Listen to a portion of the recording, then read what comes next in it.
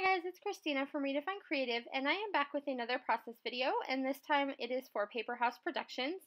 And this is my very last project for my design team term with them because the term is over. And this has by far been one of the best design team experiences I have had. I've really felt like the products and the company themselves have really kind of pushed me to be better and challenge my style, and I am thrilled to have been part of this design team. So if you see a design team call from them come up, I would highly suggest that you try out if you are interested in design teams. And so for this project, they told us to work with one of our favorite things, and for me, one of my favorites are the paper pads. And so I am using basically the color washed paper pads today, but I did pull a couple from Sun Drenched as well. And the amazing thing is I have used these on a ton of projects, and I still have a bunch of pattern papers left. So it's awesome. I can still make a lot more stuff. So then what I did is I went ahead and took that cut file and I just cut some of the pieces off of it until I had just the diagonal. And then I went ahead and backed them with the pattern paper. And you will notice that I also took two of those hearts and I filled them in kind of a quilted pattern. And I wanted to show you that on the video, and there wasn't a good way to show it to you on this particular video. It just didn't turn out the way I wanted it to.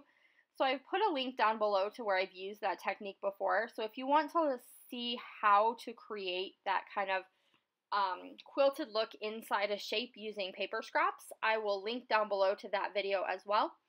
And so then I'm just going to grab my Nuvo Mists, and I am using a pink, purple, and kind of a citron color, and I'm using the packaging technique to just do a little bit of mixed media on the background. And so I'm going to make sure that I have areas of all three colors, and that those colors are perfect because they match really well with the color wash collection. And so I'm just kind of layering those on the diagonal because I want it to be behind where the edges of my cut file are going to be. And then I just kind of place my cut file over the top to make sure that all of that detailing is where I want it to be, make sure I don't need to add any more, and I added just a little bit of pink down there in that bottom corner. And then what I'm going to do is I'm going to go ahead and put some dimensional adhesive on the back of all of these hearts of my cut file so that they stand up a little bit off of the background. And then I'm going to put that back in place once all of that mixed media element dries. And I have taken my photo, which is just a 4x6 picture of my daughter, and I'm going to put it on some black cardstock because I want to create a little bit of a break between all those really bright colors. And then it's going to go ahead and just kind of get layered over some of these hearts. And then I have these foam phrases that I'm going to use for my title to kind of tie in that black and white pop that is in the layout now because of that photo mat. And I play around here with the placement of my letters just a little bit because I really don't want to cover up where her eyelashes are. So I'm trying to get that Y to fit the way I want it to. And so I move things over a little bit so that I can make that work. And then I'm going to go ahead and add the word dream as well. So the title is going to say Dream Today.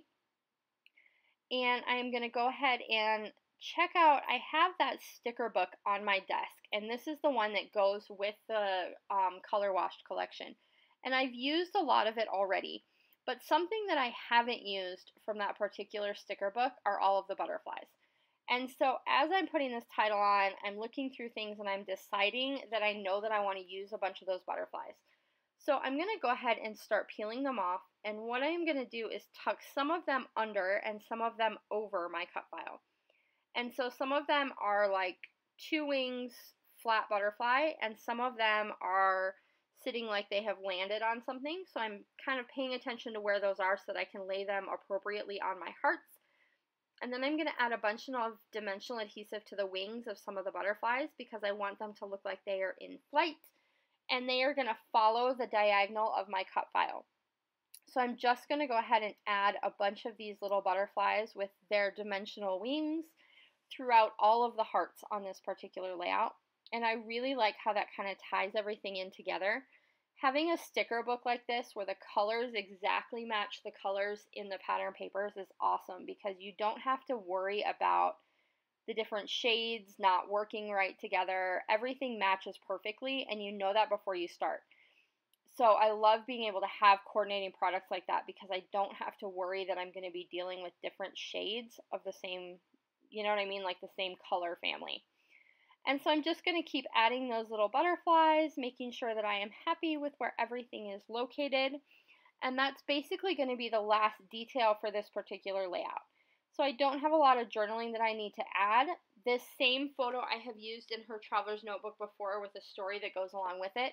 So this was more just a fun kind of colorful, playful layout for her main scrapbook instead. And so that's going to do it for this one. Do make sure you stop by Paper House Productions. I have put my discount code and a link to this particular paper pad down below. I also have a link to how to create those quilted shapes in a different video that I did if you want to check more out about that. And I just want to say a huge thank you to Paper House Productions because this has been such a fun time. And I'll see you guys again soon. Bye!